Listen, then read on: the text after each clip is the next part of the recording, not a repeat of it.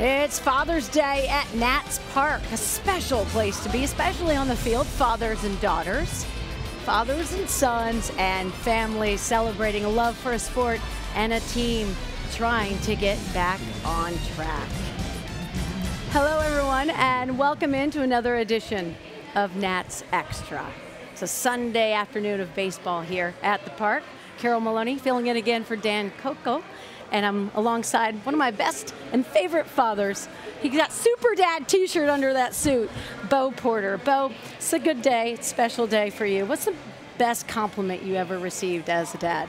Well, before I get into that compliment, I want to wish all of the dads a very happy Father's Day. This is one of the most important days for me throughout the course of the year. And to answer your question, one of the best compliments I've ever received, my son said this when asked to describe his dad. He said, "I love my dad because he takes care of me and our family." He said, but more importantly, I respect my dad because he's teaching me how to be a man. Being a father, being a dad is one of the biggest gifts that we have.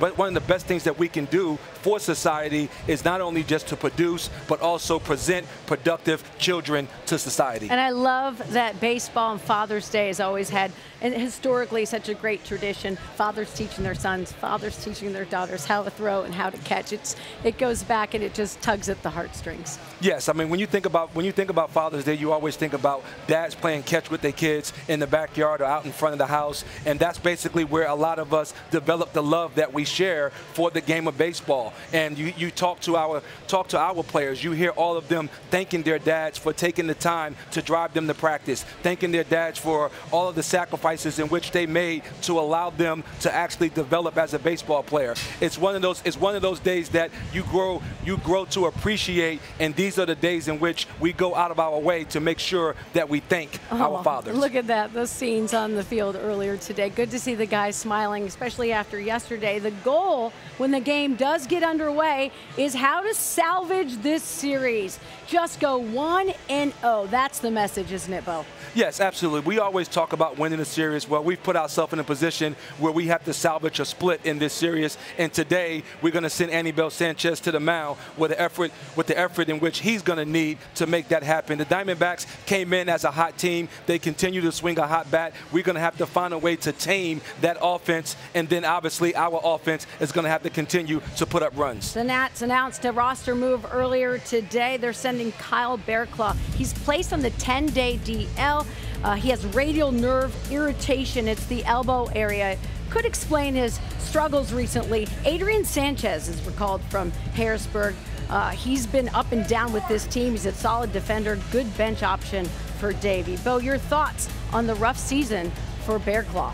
Well, one, I mean, you look at the fact that you look at the numbers, and the numbers will tell you this is a guy who the first half of last year, he was one of the best relievers in all of baseball when he was with the Marlins. And for some reason, the second half of the season did not go well. The Marlins traded him here to the Nationals, and you felt like you were going to be able to actually right the ship and get this guy back to the form that he was early last year. That has not happened. He has struggled with inherited runners. He struggled to actually keep the ball in the ballpark. So him going on the IL, hopefully he's going to be able to, one, get healthy. I mean, I said this probably a week and a half ago when I watched him throw. I said he doesn't look like the same guy. So it could have been some ailments in which he's been dealing with. So hopefully he's able to go on the IL and come back healthy and help the bullpen. And the good news is Davey gets another bench option. He loses an arm in the bullpen, but he gets a bench option, and the depth there is needed. Yes, when you look at the roster and the way it was constructed, you know, sending Sanchez out when he first went out, he's a true backup shortstop.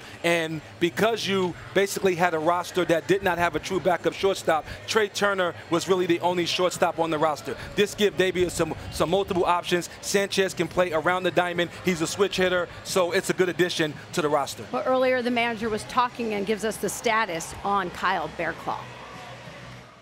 Yesterday, as I did my post-game, I had no idea that he was hurt. He went to the trainer's room and said he had some tingling in his forearm.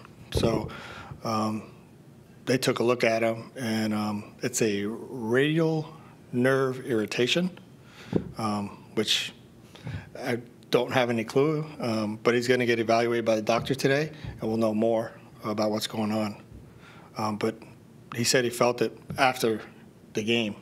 So he kind of got nervous. You know, as we get these guys back, it's nice to have them back. Rosenthal's back. We just got to get Bear Claw fixed, per se, and get him ready to go. I mean, the season, you know, still got a lot of games left. So hopefully this is not a long-term thing and that he can come back and help us win games.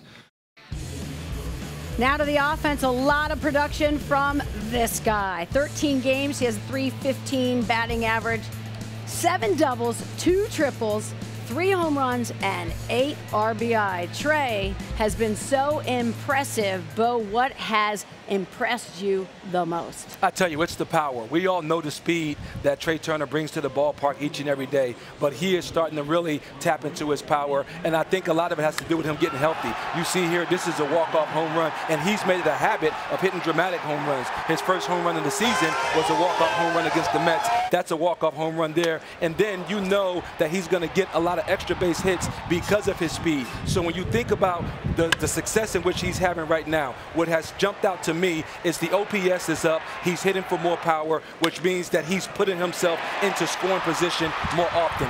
We know that he can steal bases, but when Trea Turner is on second base and third base, it puts an extreme amount of pressure on the opposing team. What index finger?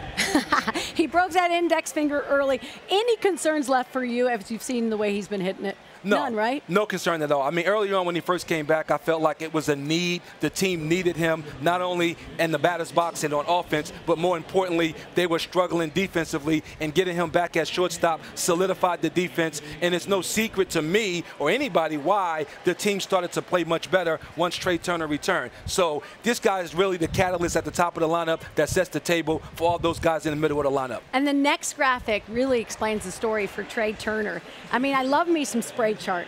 Bo, explain to me and show me this spray chart and what it means. Well, in this day and age, when you start to think about shift defenses and guys wanting to shift the field, Trea Turner is one of those guys that use the whole field, and you can look at the spray chart here and see, which makes it very difficult for a pitcher to pitch him one consistent way because he's going to take what the pitcher gives him. It also makes it difficult for the defenders to move around the diamond and basically shrink the field. So when you possess the type of speed that Trea Turner possess, and you're able to basically keep the defenders in their natural positions and don't allow them to shrink the field on you because you use the whole field, it's just advantage Trea, and he's going to continue this success. It's good to have him back in the lineup and playing extremely well.